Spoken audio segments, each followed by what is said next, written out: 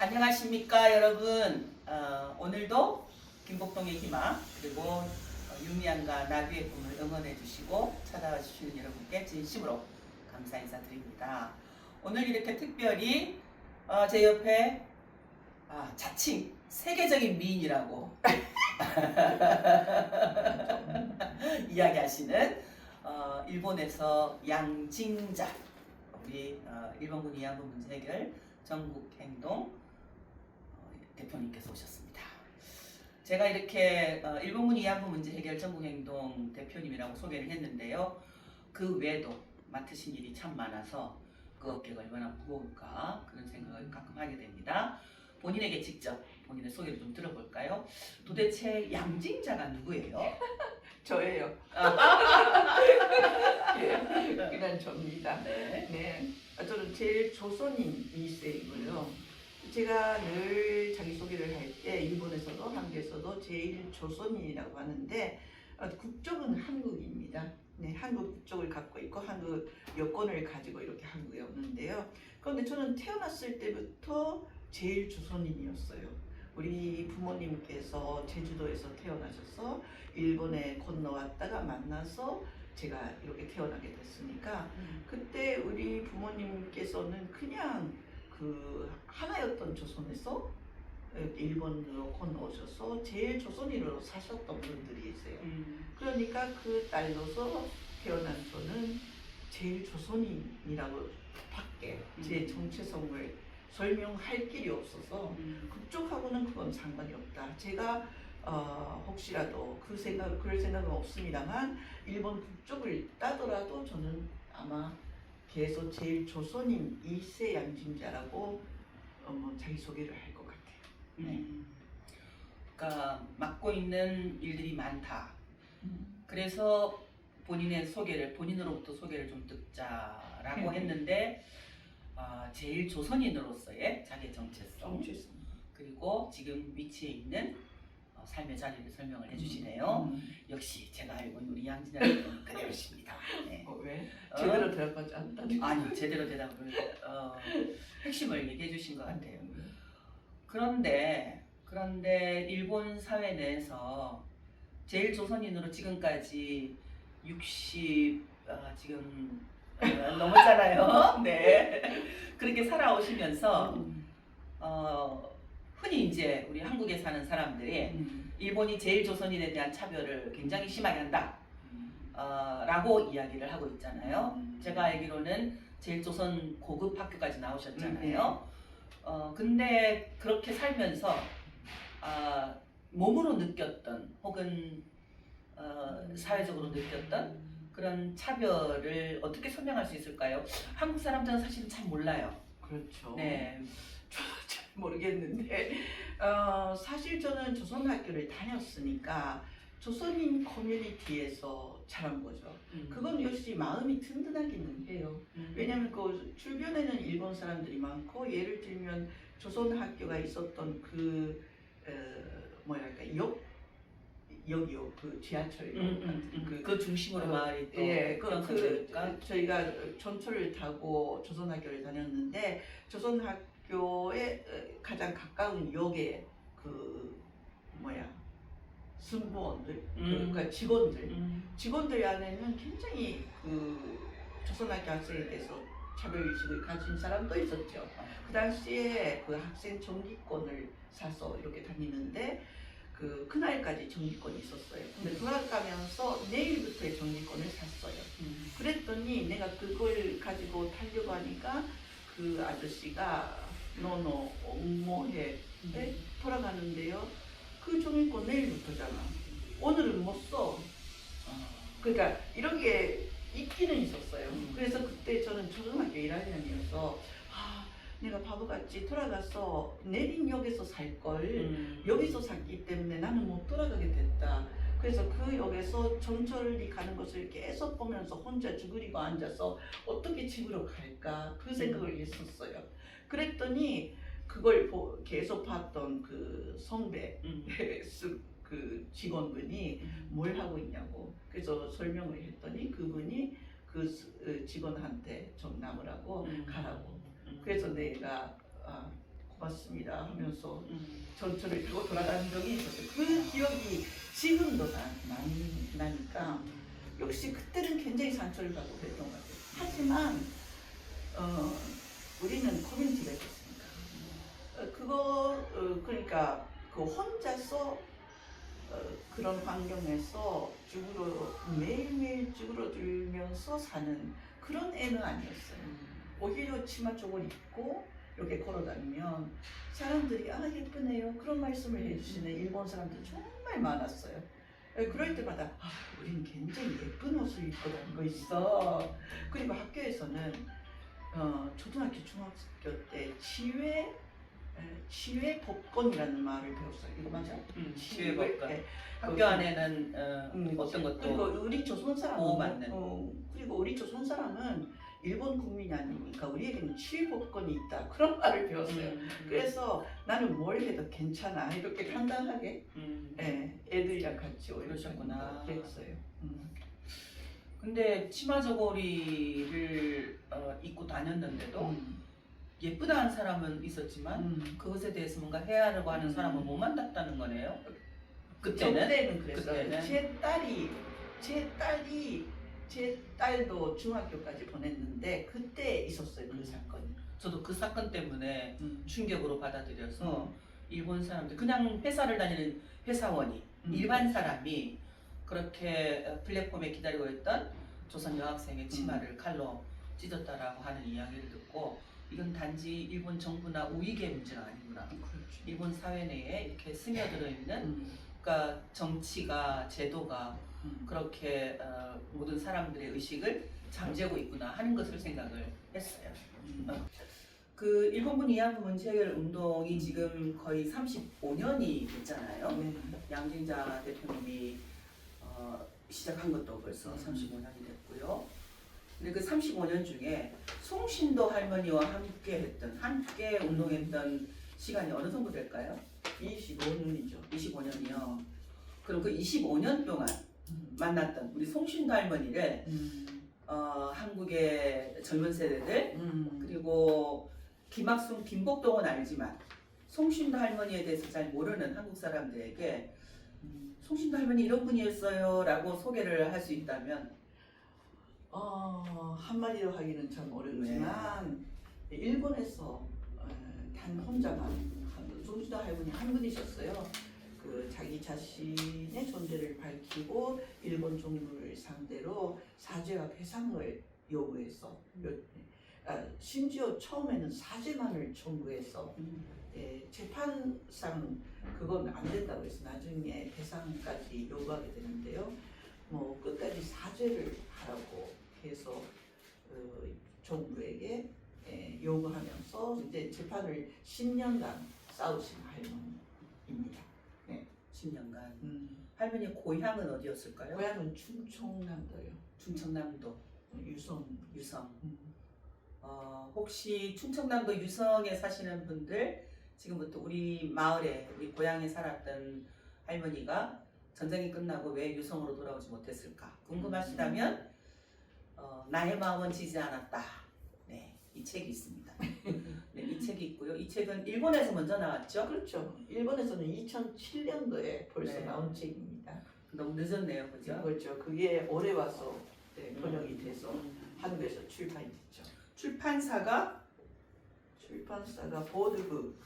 약간 보드북. 약간 좀 생소한 그 출판사이긴 해요. 작은 출판사인데 여러분들 꼭 구입해서 읽어주셨으면 좋을 것 같고 피해자의 어떤 참혹한 삶이 담겨 있긴 하지만 역시 그래도 한 여성을 통해서 일본 위안부 문제가 무엇이었는지 그리고 해방 이후 일본 사회에서 조선인으로 살아간다는 것이 어떤 것이었는지 또 일본군 위안부 문제 해결 운동에 직접 뛰어드시면서 피해자가 인권 평화 운동가가 되는 것이 어떤 것인지 궁금하시다면 이 책을 아이들에게도 그리고 또 친구들에게도 가족에게도 선물할 수 있으면 어떨까라는 생각을 갖게 됩니다. 우리 요즘 이 책이 나오고 나서 그런 캠페인을 했거든요.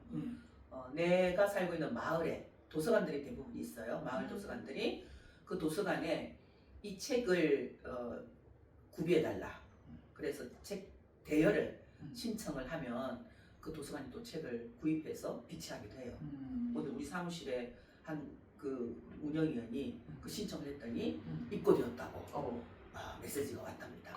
네, 이런 캠페인도 할 수 있어요. 그러니까 일본군 위안부 문제 해결 운동에 참여하는 것, 또 피해자의 역사를 기억하는 것, 뭐 크고 거대한 것이 아니라 이렇게 작은 것도 함께 할 수 있다라는 생각을 요즘 김복동 이황이 운동 속에서 느끼고 있습니다. 자, 그러면 양진자 대표님이 송신도 할머니를 처음 만나게 된 건 언제였을까요? 그건 1992년이었어요. 1991년 8월에 김학승 할머니가 공개 증언을 하시고 그해 말 12월에 일본에 오셔서 도쿄 지방법원에 그 소송을 제기하셨잖아요. 네. 그 뉴스를 송신도 할머니도 일본 미야기현에서 보고 계셨던 거예요. 그리고 그 다음 해 바로 1월달 그러니까 김학성 할머니가 그렇게 소송을 제기하신 후로 굉장했잖아요 그때. 그렇죠, 대단했죠. 일본에서도 한국에서도 일본에서도 네. 정말 위안부 문제가 보도되지 않는 날이 없었어요. 네. 1991년 12월부터 네. 다음 해 1월까지는 정말 대단했죠. 그 1월 1992년 1월에 신고 전화를 3일간만 우리가 설치했어요. 뭐 한국에서는 전대협이 계속적으로 네. 신고 전화를 설치했잖아요. 우리는 계속적으로는 못하고 3일만 위안부에 관해서 아시는 거 있으면 뭐라도 정보를 주세요라고 해서 3일간 설치한 그 신고 전화에 어떤 분이 미야기현 오나가에도 일본군 위안부 피해자가 계시니까 한번 찾아가 보세요 라는 전화를 주셨는데 그분은 자신의 이름은 밝히지는 않았어요. 근데 그 정보를 접해서 작가 카와타 후미코 선생님 그 오키나와 배봉기 할머니에 대해서 네. 취재를 해서 빨간 기와집을 쓰신 그 카와타 후미코 선생님이 찾아갔어요. 그랬더니 왔구나 라는 표정이었다고 하네요. 그래서 거기서 송신 할머니 여러 가지 얘기를 해주시는데 김학승 할머니에 대해서 유독 질문을 한 거예요. 그래서 카와타 후미코상이 할머니도 혹시 재판을 하고 싶으신 거 아니냐 그렇게 물어보면 나는 관심 없어. 그런데 또 물어보니까 어떠세요 했더니 사실은 하고 싶어. 근데 다음 날에는 절대 그런 거 안 할래요. 그런 식으로 자꾸 변한대요. 근데 카와타 후미코상이 나중에 이런 말씀을 해주셨는데 배봉기 할머니하고도 너무나 달랐대요. 뭐냐면 속내라고 할까? 진심이 뭔지를 잘 모르는 할머니. 굉장히 궁금증이 나는 그러니까 무슨 생각을 하는지 그 진심을 헤아릴 수가 없는 사람이라는 인상이었대요.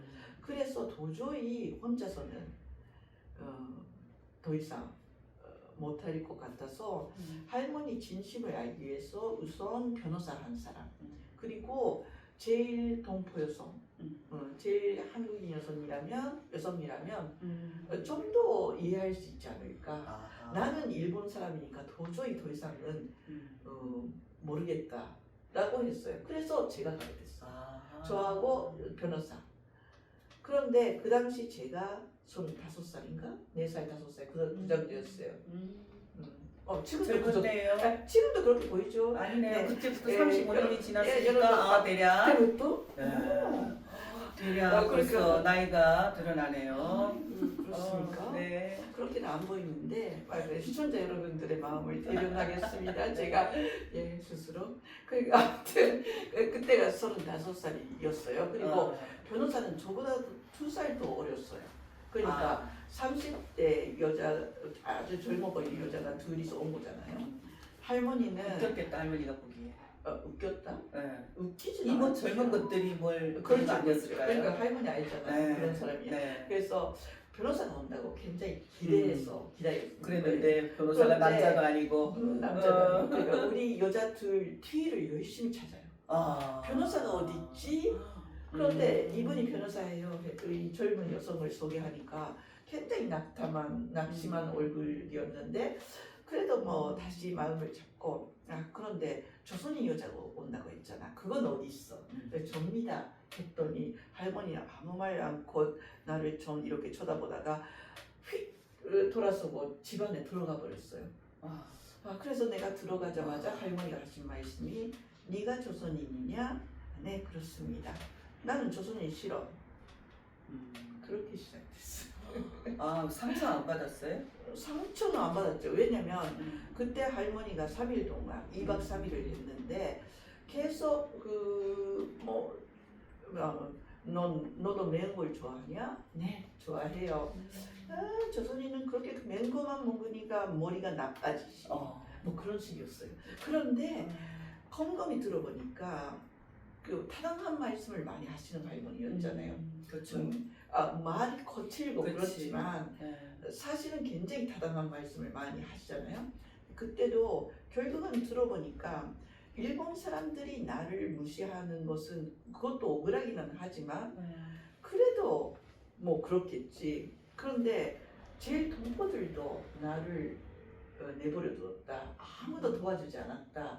그 원망이 제일 동포를 만날 때마다 나오는 거예요.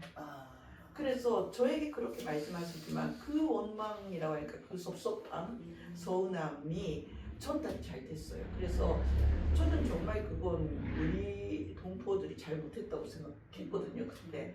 그래서 할머니 말씀이 정말 타당하다라고 생각해서 그러네요. 정말 할머니 말씀 맞네요. 그리고 맞는 말씀을 너무 많이 하시는 할머니였으니까 거칠게 변하지만 맞는 말이에요. 그래서 그러네요. 그러네요. 진짜 그러네 하면서 들었던 거지. 내가 순하기도 했고. 그래서 할머니가 3일째 되는 아침에 그럼 저희 이제 가겠습니다 해서 인사하러 가니까 할머니 눈이 나를 보는 눈이 그 전날하고 달랐어요. 그 전까지는 뭔가 경계심?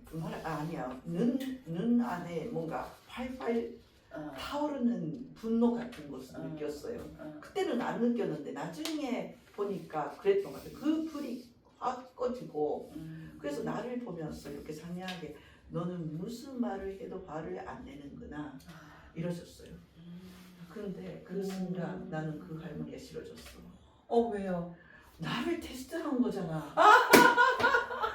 나는 그 당시에 정말 위안부 피해라는 것이 사람을 이렇게 만든다라고 할까, 피해라는 것이 어떤 건지를 모르니까 몰랐죠. 정말 몰랐어요. 우리는 그랬잖아요. 처음에는 몰랐잖아. 그렇게 깊은 그 사람에 대한 의심이라든지 사람을 그렇게 시험해보지 않고서는 마음을 열 수 없는, 그렇게 쉽게 여는 것도 아니지만 어떻게 그렇게 됐는지라는 것에 대해서 사실은 몰랐잖아. 그러니까 피해의식이 어떻게 우리에게 발톱을 들이댈지도 몰랐고, 또 사람들과 대화할 때도 그렇게 막 폭력적이고 거친 언어가 나올 줄 몰랐고, 피해자가 약간 불쌍하고 왜소해하는 모습이겠지? 라고 생각했던 걸 완전히 송신구 할머니는 거꾸로 보여준 거네요.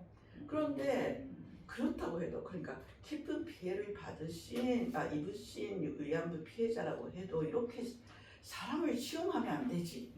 저는 사람 시험하는 사람 정말 그 당시에 싫었어요. 그래서 그 전에 김학성 할머니를 뵌 적이 있었고, 김학성 할머니가 굉장히 품위가 있고, 있죠. 네. 따뜻한 분이셨고 배려심이 깊었고 그런 분도 계신데 이분은 뭐야? 뭐 그런 생각이 정말 솔직히 났어요. 그래서 그 후로 이분이 재판을 한다고 해도 나는 지원운동을 정말 할 수 있는 걸까? 그렇게까지 생각했어요. 처음 만났을 때. 그러니까 그때까지는 타당하신 말씀, 대단하다 이 할머니라고 들을 수 있었는데, 시험했다는 맞아요. 시험했다고 한 순간에 왜 할머니가 그렇게 사람을 시험해야 하는지, 시험을 해야만 사람을 만날 수 있는지를 모르니까 당시에는. 그래서 그렇게 생각하면서 돌아갔죠. 그래서 돌아가서 어떤 할머니였나 이렇게 질문을 받으면 나는 도저히 못하겠어, 뭐 그런 말도 했고. 그런데 그런 할머니와 함께 25년을 하게 되는 거죠. 그 계기와 그 계기가 그 과정에 있어요. 뭐가 있었어요? 그 도대체? 계기가 큰 계기가 있었어요. 그게 궁금합니다. 예, 그거 다음 회에 아닙니다. 지금 할게요. 네. 예, 그게 뭐냐면 그래서 그 후에도 할머니는 재판을 한다 안 한다 뭐 계속 되풀이하셨어요. 그게 저희가 만나러 간 게 8월이었잖아요. 92년 8월. 그런데 그 후에로도 4개월 동안 오늘은 하겠다 다음 날에는 안 하겠다 그것을 되풀이하셨는데 그해 말 12월에 신문에 나와버렸어요. 그런 할머니가 있다. 그리고 소송을 준비 중이다.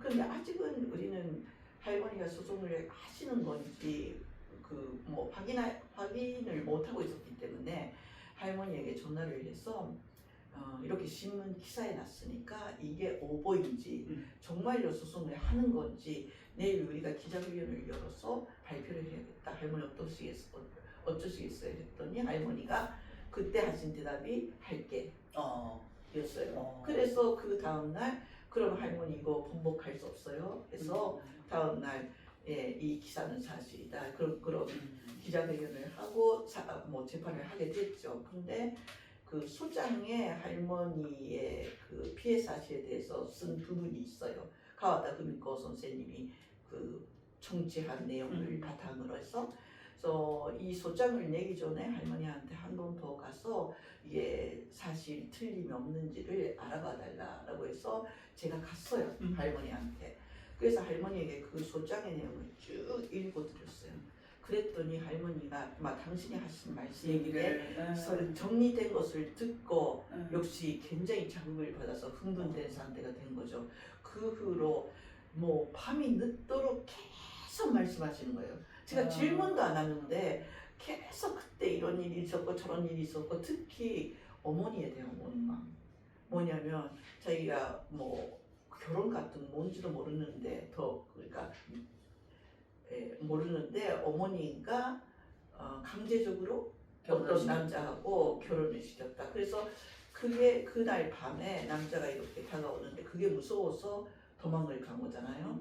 그래서 어떤 아주머니가 전쟁터에 가면 결혼을 안 해도 혼자 살아갈 수 있다. 그 말에 속아서 위안부가 된 거잖아요. 네. 그러니까 결국은 그러니까 돌아보면 엄마 때문에 됐다. 그 말을 너무나 많이 하시는 거예요.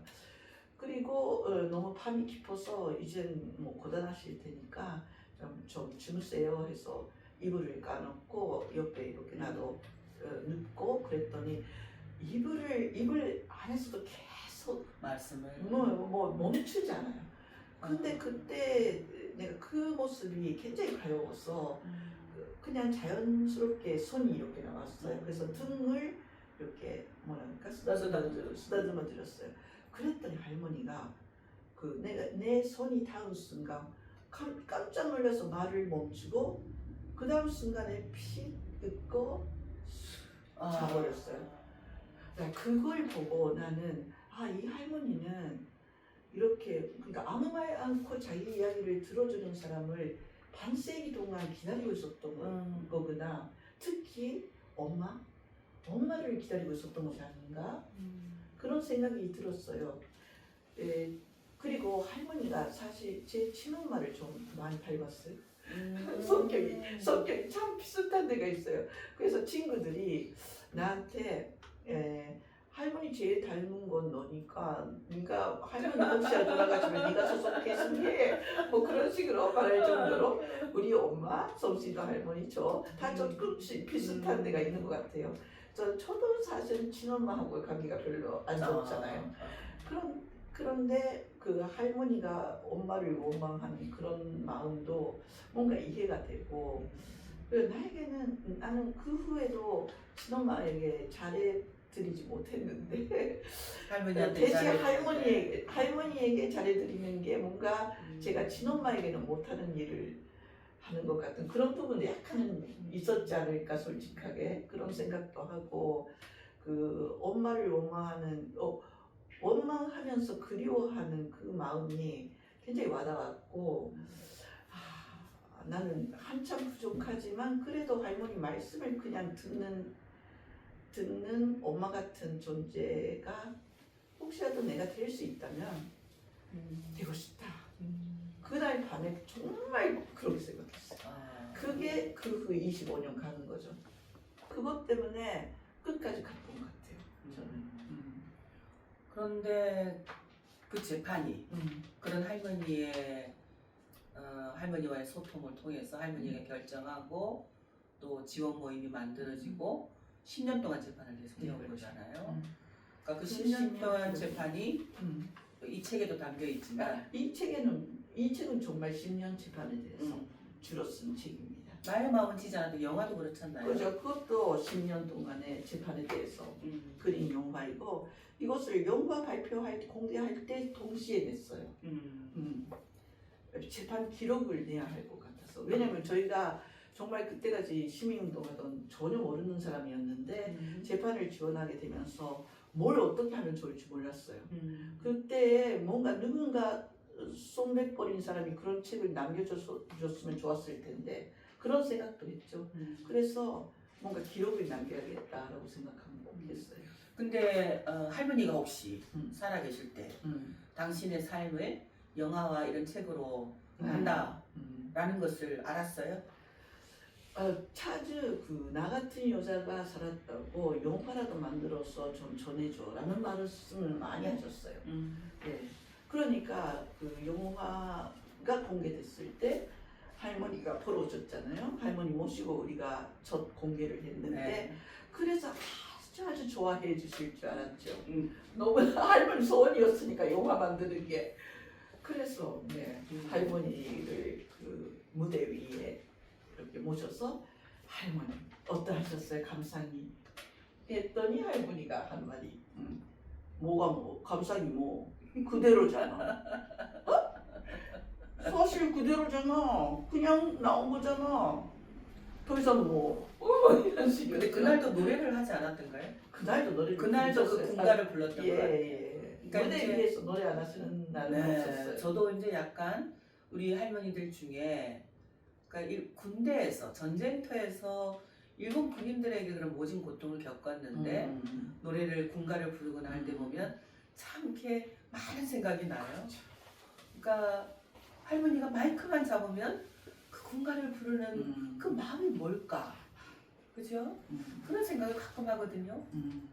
역시 그런 생각이 비슷한 거죠. 그렇죠. 네. 그런데 결국은 우리에게는 모르니까. 그러니까 그거를 뭐라고 할 수도 없는 것이고 그건 당연히 또 하면 안 되죠. 네, 할머니의 삶 속에 그렇죠. 그게 배어들어서 은연 중에 그게 또 나오기도 하고 그러니까 고통스럽기도 했지만 또 자기 자신을 극복해내고 이겨내는 방법이 또 그런 게 아니었을까 그런 생각도 들기도 하고 저는 좀 그렇더라고요. 할머니들이 그렇게 노래를 하는 것을 볼 때 지금 이 DVD하고 책을 어디서 살 수 있어요? 구할 수 있어요? DVD는 정리한 그 전쟁을 해서 인권 박물관에서 살 수 네. 있고 네. 이 책은 여기 김보동의 네. 희망에서도 살 수 있고 서점에서도 살 수 있습니다. 서점에서도 살 수 있고 네. 보도부에다가 주문을 해주셔도 되고. 네. 그러니까 정의연의 박물관이라면 하면 마포구 성산동에 성미산 자락에 전쟁과 여성 인권 박물관이 있습니다. 그 박물관 뮤지엄 숍이 있는데 그 숍에 가면 나의 마음은 지지 않았다 DVD를 전시를 해놓고 있어요. 여러분 그걸 구입해서 다시 한번 할머니의 삶을 영화로 보실 수 있기를 기대를 하겠습니다. 자, 그러면 사실은 이제 영화 속에도 나오고 책 속에도 나오지만 영화도 제작자가 송신도 할머니의 재판을 지원하는 모임이었어요. 정확한 이름이 이따가 알려주시고 또 이 책도 역시 지원 모임이 써나가고 있거든요. 그렇죠. 그러니까 그 지원 모임에 대해서도 잠깐 소개를 좀 해주실까요? 지원 모임은 그러니까 할머니가 소송을 거시겠다고 결심한 후로 결성이 되었고 뭐 처음에는 50명쯤 모였어요. 50명쯤 모여서 첫 회의를 할 때는 그리고 뭐 약간씩 줄어들잖아요 멤버가. 그래도 또 오래 가기도 하고 하니까. 네, 끝까지 30년 정도는 남아서 활동을 했고 아무튼 뭐 우리의 원칙은 하나만이었어요. 송신도 할머니의 소원을 그러니까 국가의 사죄와 배상을 요구하는 송신도 할머니의 그 요구를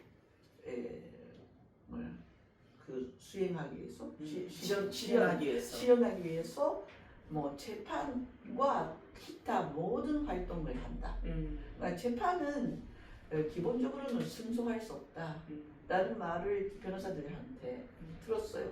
하기 전부터. 네. 할머니에게도 그 말씀을 드렸어요. 왜냐하면 일본의 법이 그러니까.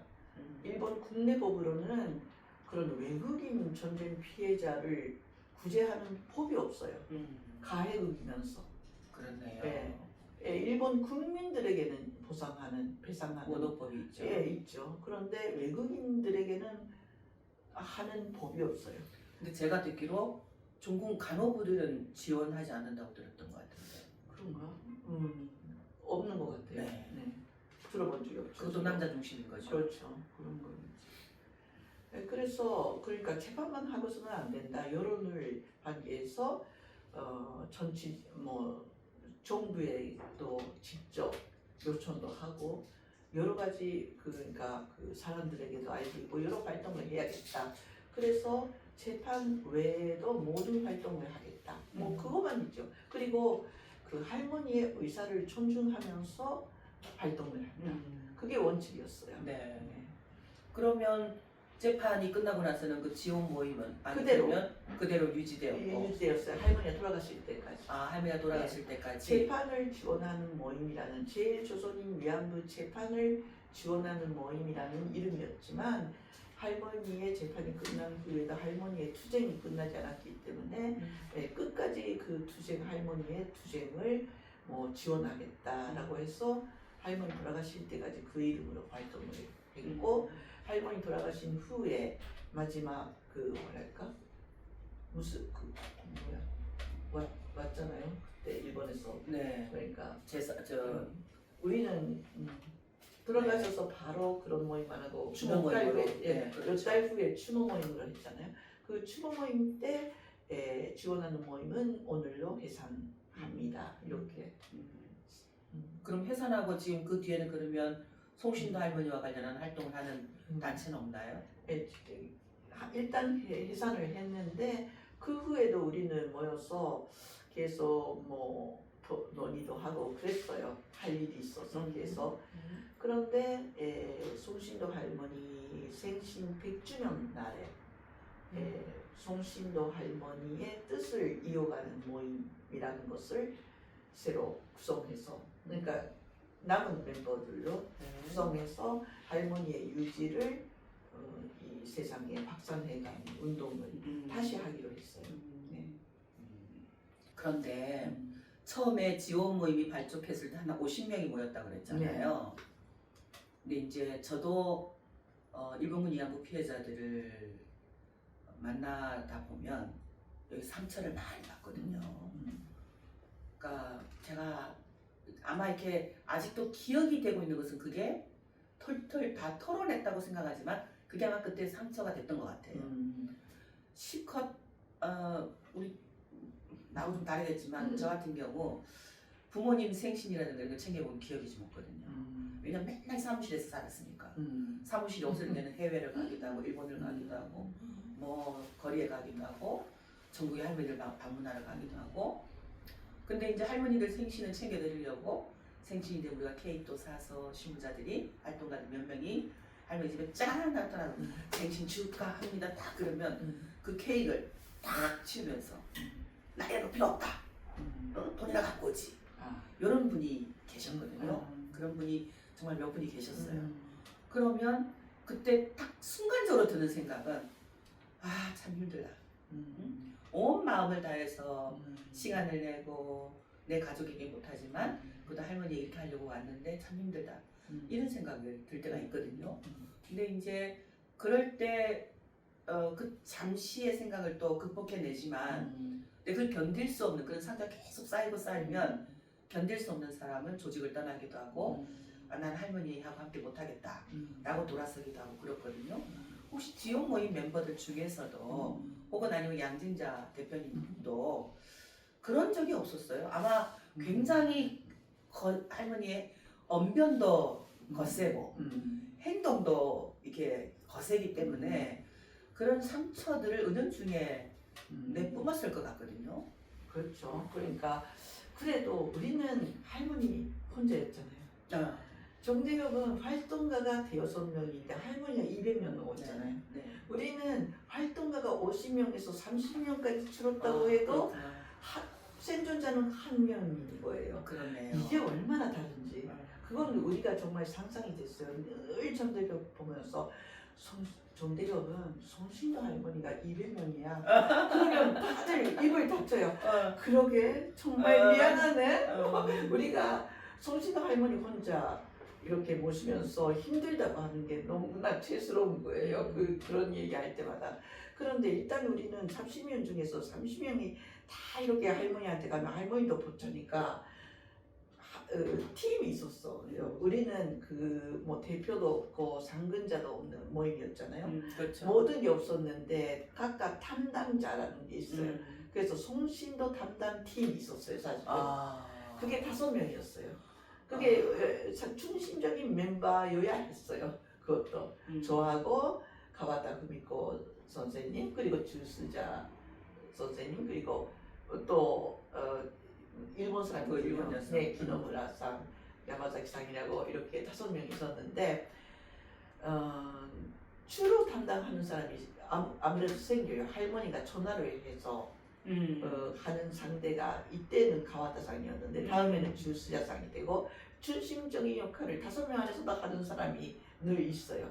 그런데 그 사람이 더 이상 못하겠다 라고 쓰러진다고 하니까 나를 좀 빼줘 라고 하면 그 다음 사람이 담당자가 돼요. 5명 안에서도 중심 담당자가 되고 그렇게 해서 우리는 5명이 계속 돌아가면서 나 더 이상 못해라고 하면 다음 사람이 있었어요. 이쪽은 아니잖아요. 나 더 이상 못해. 할머니만 많잖아요. 그러니까 우리하고는 전혀 그런 뜻에서는 달랐어요. 우리는 그렇게 교대해 가면서 뭐 할 수가 있었고 또 그렇죠. 그러셨구나. 때로는 그게 나를 할머니 욕하고 네. 공개 못한다 하면서도 그렇게 욕하기도 하고. 자, 그런데 사실은 제가 그 한국에서 운동을 하면서 할머니들이 없었을 때 우리 운동하고 할머니들이 계셨을 때 우리 운동이 확실히 달랐거든요. 그러니까 초기에 정대를 만들어지고 나서 1년이 지나고 나서야 김학순 할머니가 피해자에 딱 신고를 했잖아요. 그러니까 그 전에는 그냥 일상적인 일들이 있었어요. 성명서 발표하고 뭐 한국 대통령이 어디 간다, 일본 간다 그러면 막 데모하고 일본의 총리가 한국 온다고 데모하고 그런 방식의 운동이 진행되다가 김학순 할머니 되고 나서 92년 1월에 아직 제 기억에도 사무실에 기자들이 거의 상주했고 전화가 불티가 났고 갑자기 운동이 뭔가 불이 붙었다. 그게 피해자로 인해서 그랬거든요. 일본에서도 송신도 할머니가 제일 조선인이었지만 송신도 할머니가 우리의 운동 안에 살아 계셨던 것 그 자체가 운동의 활력이 되거나 또 그런 측면이 있었지 않았을까요? 그건 있었죠. 그런데 그것은 언론이라기보다는 시민들의 반응.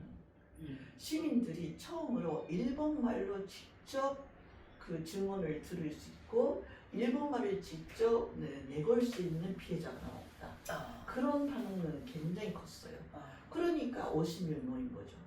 다른 나라 지원하는 단체 그렇게 사람이 많이 모이지 않았어요. 그렇죠. 그럼 여기에 가면 아마 할머니하고 직접 대화를 자기 말로 일본말로 대화를 할 수 있겠다라는 그런 기대감이 있었대요. 사실. 혹시 제일 조선인 사회는 송신도 할머니의 공개로 인해서 뭐가 있었을까요?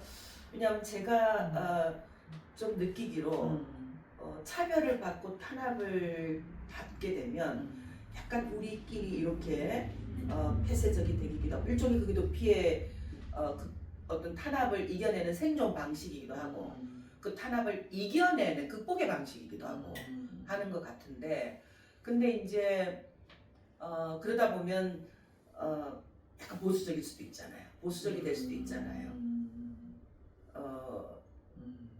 근데 송신도 할머니가 우리 공동체 안에서 제일 조선인 공동체 안에서 위안부 피해자로 딱 아주 거친 언어로 거친 행동으로 딱 나타나셨어요. 그게 제일 조선인 사회를 변화시킨다든가 하는 그런 위안부 문제 관심을 갖게 한다라든가 그런 건 특별히 없었을까요?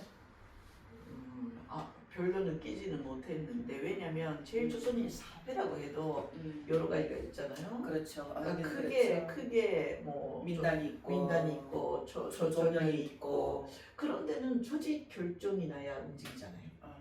그 조직 결정은 그때는 나지 않았던 것 같고 아닌 그냥 동포들 안에는 역시 그 일본 사람들이란 또 일본 사람하고는 또 다르지만 제일 동포 피해자가 이렇게 나왔다고 해서 정성으로 이렇게 참여하고 싶어 하신 분들은 계세요. 하지만 사회라고 하는 게 있는지는 잘 모르겠지만 사회가 움직였다 그런 느낌은 별로 없었어요. 없었어요. 어떤 사회적인 변화 운동이라든가 그런 걸로까지는 가지 못했네요. 제일 조선인 사회에. 그리고 어떤 주변에서는 그런 거친 할머니의 모습이 상처를 또 드러나게 하는 제일 조선인으로서 아주 가난하고 뭐랄까 더럽고 그런 일세들의 모습을 기억하는 사람들이 그런 모습 안 보고 싶다. 내 아픔을 내 치부를 드러내는 것 같아서 그런 반응은 일부에 있었던 것 같아요. 오히려 안 보고 싶어하는. 그럴 수 있겠네요. 그러니까 사회 구조를 심리학적으로 해석하는 분석하는 분이 보면 또 뭔가 새로운 것도 보일 수도 있겠다 그런 생각이 좀 드네요. 그쪽 방면에서 우리가 연구가 전혀 안 됐잖아요. 전혀는 아닌 거 아니에요? 그런가? 네, 조금 활발하게 안 됐잖아요. 네. 그죠? 지금이라도 또 그런 연구 분야에서라도 뭔가 참여가 있으면 송신 할머니가 일본 사회에서 살았던 그 역사가 조금 더 다양하고 풍부하게 이 책에는 마지막 끝쪽에 할머니의 PTSD에 대해서 많이 쓴 부분이 있어요. 네. 우리가 느낀 그리고 좀 더 전문적으로 쓴 글도 있고 PTSD는 무엇인가 이런 거. 네. 사실 저희가 공부해서 쓴 글인데 그러면 지금 사실은 지금 우리가 송신도 할머니 중심으로 일본의 운동을 이야기하고 있으니까 한국에 가끔 제가 페이스북에 SNS에 뭔가 글을 올릴 때 일본에서 시민사회단체가 이렇게 활동하고 있다고 올리면 다들 일본에 그런 양심된 사람들이 있습니까? 라고 밑에 글을 다는 사람들이 있어요. 그거 보면 참 어떻게 이렇게 생각을 할 수 있을까 싶으면서도 그만큼 우리 중심으로 뭔가 우리 안에서 계속 여론이 만들어졌구나 그런 생각을 할 때가 있거든요. 이참에 한국 사람들에게 일본에서 이렇게 끈질기게 운동해 왔다 하는 것을 좀 홍보를 좀 해보시겠어요? 예. 제가 또 제일 동포라서 한국 그쪽을 가진 제일 동포라서 일본에서 활동하는 것도 역시 제일 동포라서 그렇지라고 생각하실 수 있는데 저랑 함께 끝까지 송신도 할머니를 지원하는 모임에서 활동한 것은 거의 다 일본 사람. 물론 저 혼자 아닌 다른 제일 동포도 계시지만 거의 다 일본 사람이었어요. 끈질기게 활동한 것은 일본 사람이고 그 일본 사람들은 일본인으로서의 책임이 있다라는 말을 자주 했고 또 일본에서 지금 그러니까 한국만이 아니라 필리핀 피해자 지원하는 사람, 동티모르 지원, 중국 지원, 또 인도네시아 지원, 대만 지원 이렇게 다 있는데 그거 다 일본 사람들이에요. 가해국의 시민으로서의 책임이라는 것을 끝까지 지려고 하는 사람들이 지금도 발발하게 활동하고 있어요. 저는 나중에 나오나 지금 희만시약 기금이라고 젊은 세대에게 일본 위안부 문제를 전달하는 그런 활동을 하는데요. 그걸 60세가 됐을 때 그 단체를 만들면서 10년만 하겠습니다. 라고 선언을 했잖아요. 네, 기억합니다. 그러니까 딱 70세가 되면 그만두려고 다가오고 있는데 지금 그래서 그러니까 70세가 되면 그만둘 생각이었는데 지금 열심히 하시는 분들이 다 70대잖아요. 제 선배님들이 저보다 더 열심히 하시잖아요. 네. 지금도. 그래서 제가 70대가 돼도 그만둘 수 없겠구나 이분들이 있는데 그건 네. 할머니들에게 예의가 아니죠. 할머니들에게 그렇죠. 네. 제가 할머니들도 70대, 80대, 90대까지.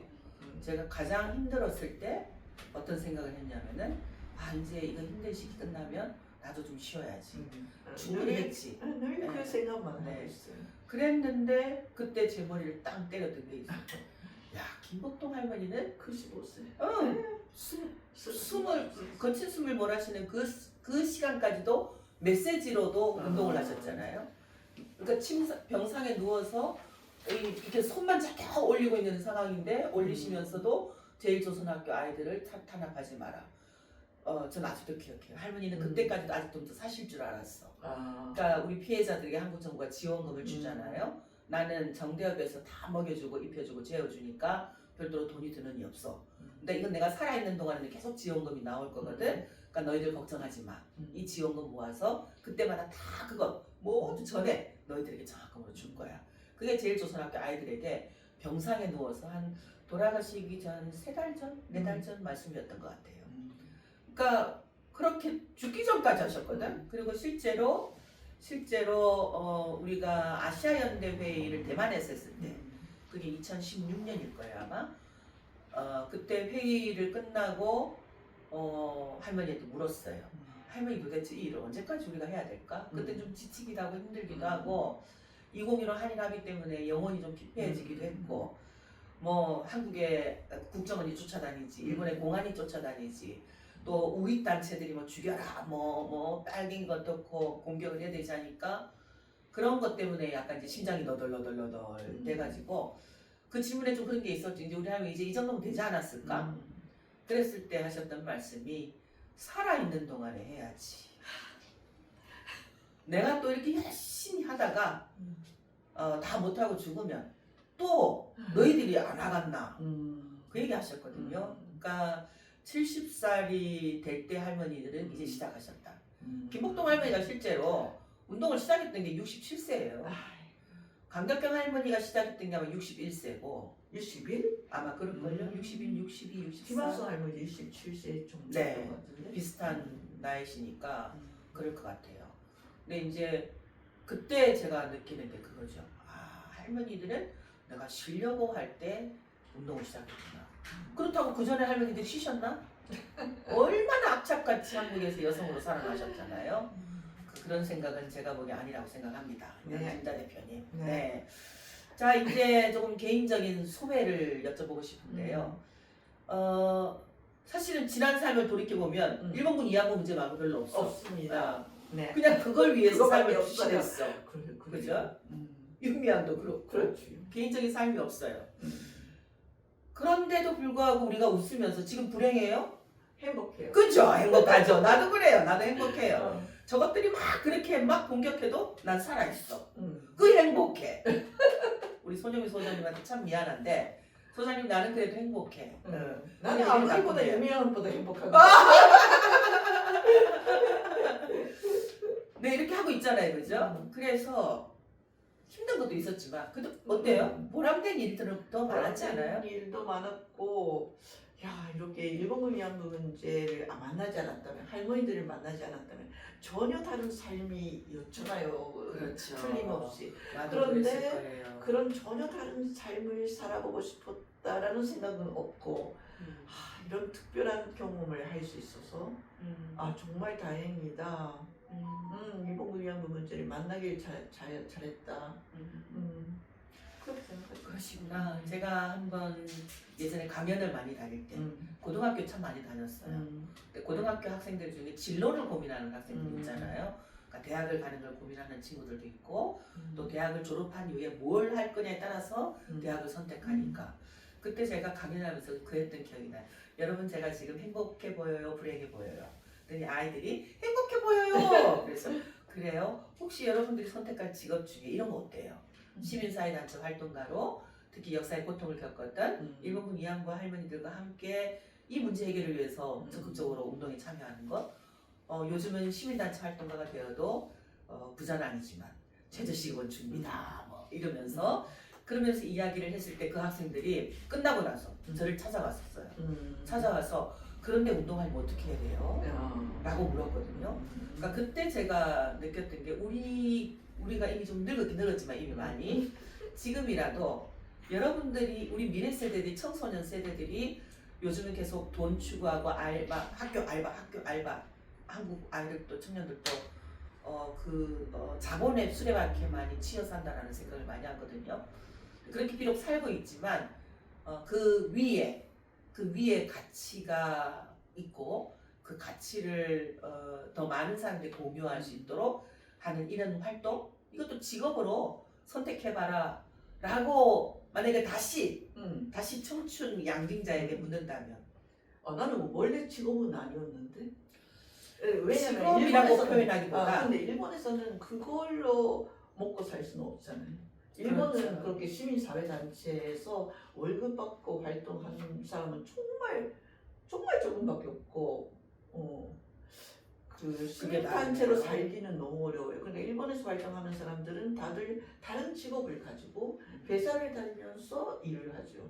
그러니까 우리 회의는 늘 저녁에 하던가 토요일에 주말에 하던가 집회도 다 그렇고 그런 곳에 익숙해서 저는 활동가가 되어보지 않을래요 라고 다른 사람에게 말을 못해요. 일본에서는 활동가는 못 살죠. 그렇네요. 한국하고 그건 달라요. 저는 물론 거기 볼 때마다 한국도 이제 일반 그 회사나 이런 것에 비해서 대우나 급여나 이런 게 굉장히 턱없이 낮기 때문에 이걸 선택하는 사람은 거의 없죠. 요즘 그래서 그렇죠. 시민단체 활동가들도 청춘들이 보급이 되지 않으니까 이렇게 늙은 사람들이 직접 막 거리에 뛰어다니고 이럴 수밖에 없는. 그래서 우리 일본처럼 되면 안 되는데 가끔 제가 그 생각을 해요. 네, 그 생각을 하는데 일본처럼 그런데 태워가고 있는 거 그래서 한국이. 근데 이제 다른 한편으로는 한국에는 법제화가 시민사회 그러니까 민간 단체를 지원하는 그런 법들이 행정안전부 안에 있다든가 법제들이 제도가 구비가 돼 있어요. 일본은 없어.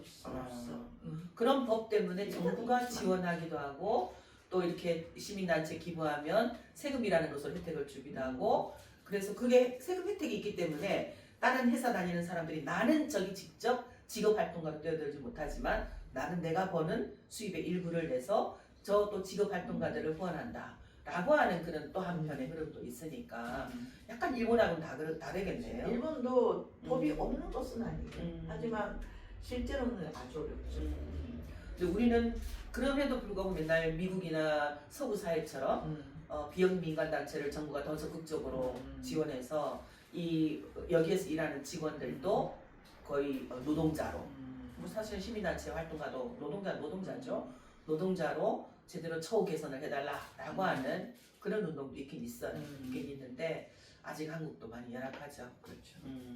일본의 경우에는 일본군 위안부 문제라든지 징용고 문제들 음. 그런 간제동원 문제들 그런 건 더더욱 힘들죠. 있을 수가 없죠. 일본 국가가 그것을 인정한다는 것은 있을 그런 수가 반면에 희망시약 기금은 없죠. 청년들이 찾아오고 있잖아요. 그렇죠. 그 이유는 뭐인 것 같아요? 그러니까 청년들은 지금 일본에서 나서자라면 일본군 위안부의 문제에 대해서 제대로 배울 기회가 없잖아요. 그런데 얼핏 그런 위안부라는 말을 듣거나 또 뉴스를 보면서 뭔가 한국에서 이렇게 크게 집회를 하고 있구나 이게 뭐지? 그런 의문을 갖게 돼요. 그런데 저희가 2017년도 그러니까 2015 한일 합의 후에 일본에서 너무나 제대로 가르치지도 않고 보도도 되지 않으니까 직접 젊은 사람들에게 말을 건네고 내가 직접 경험한 일본 위안부 문제의 진실에 대해서 알리려고 희망시약 기금을 설립했잖아요. 그래서 뭐 한국에 기행 오는 사람들 모집하고 또 일본에서 뭐 젊은이 프로젝트라고 해서 여러 가지 위안부 문제와 관련된 프로젝트 하니까 사실은 알고 싶었던 젊은이들, 학생, 청년들이 이런 게 있네. 그래서 신청을 해와요. 그래서 거기서 뭐 기획을 오거나 또 우리 프로젝트에서 배우니까 알게 되는 거죠. 알게 됐더니 아는 것만으로서는 모자라다. 이 문제를 해결하기 위해서 또는 그 할머니들의 질문을 직접 들을 수 없는 세대로서도 이 문제를 기억하기 위해서 뭐 운동을 하고 싶다, 활동을 하고 싶다 라고 하니까 네. 저는 처음 만들 때는 그냥 내가 전달하고 그랬죠. 그 사람들이 그 딴 데 가서 또 그런 이야기를 해주면 좋겠다라는 정도로 생각했는데 젊은이들이 함께 하고 싶다고 해서 지금 함께 하게 됐어요. 그러니까 처음에는 제 또래 활동가들이랑 같이 그 조직을 만들었죠. 그분들이 나가서 지금은 운영위원회, 운영위원 20명 정도 있는 운영위원 중에 거의 그러니까 16명 정도가 20대, 30대예요. 그러니까 거의 다 20대, 30대. 그러니까 그 30대 들어왔다가 지금 40대가 접어든 사람이 2명쯤 있고 그런 분위기 안에서 저는 그러니까 자기소개를 할 때 요즘은 청년단체 대표 양신자입니다. 그런 사람들이 의아하게 나를 봐요. 진짜요? 진짜로 그렇다니까. 젊은 애들이 뒤에서 진짜입니다. 네, 그런 상태가 무슨 얘기 때문에 이렇게 됐을까? 무슨 희망 씨앗기금 그렇게 그래요. 네. 그러니까 그렇게 알고 싶다는 마음을 가진 일본 청년들도 사실은 꽤 많다는 거. 네, 그걸 직접 만나서 알게 되었고, 네, 그리고 몰라서 참여하고 싶은데 참여 못하는 청년들도 있겠네요. 있겠죠. 네. 그러니까 더 활동을 해야 되겠네요. 그렇죠. 네. 그러니까 10년이라는 것은 네. 이미 끝난 것 같고 파기된 것 같고. 근데 더 언제까지? 열심히 해야 되겠네요. 근데 언제까지 제가 청년단체 대표는 이상하잖아요. 그러니까 조금 바뀌어야 돼요. 실체가 청년단체가 되어버렸다고.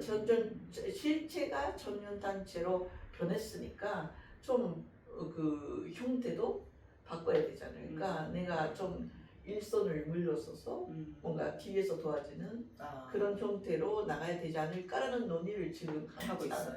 네, 한창 하고 있어요. 근데 청년들 입장에서는 약간 불안할 수도 있겠네요. 청년들은 그래도 진짜로 대표님이 갑자기 죽을 수도 있는 우리 역시 그거 논의해야 돼.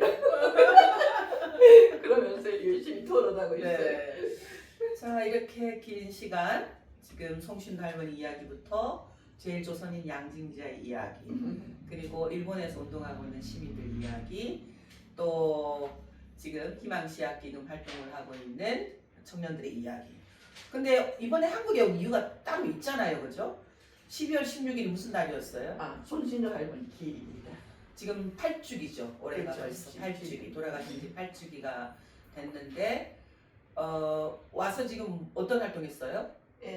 첫날에 15일에 이 나의 마음은 지지 않았다 상영회를 김보동의 희망에서 주최해 주셔서 거기서 뭐 같이 영화도 보고 이야기도 나누고 그 다음 날이 기일이어서 망향의 동산으로 역시 김보동의 희망하고 같이 다녀왔고 네. 그래서 오늘입니다. 네. 그 지금까지 얘기한 것 말고도 혹시 덧붙이고 싶은 말씀 있으세요? 없습니다. 없어요?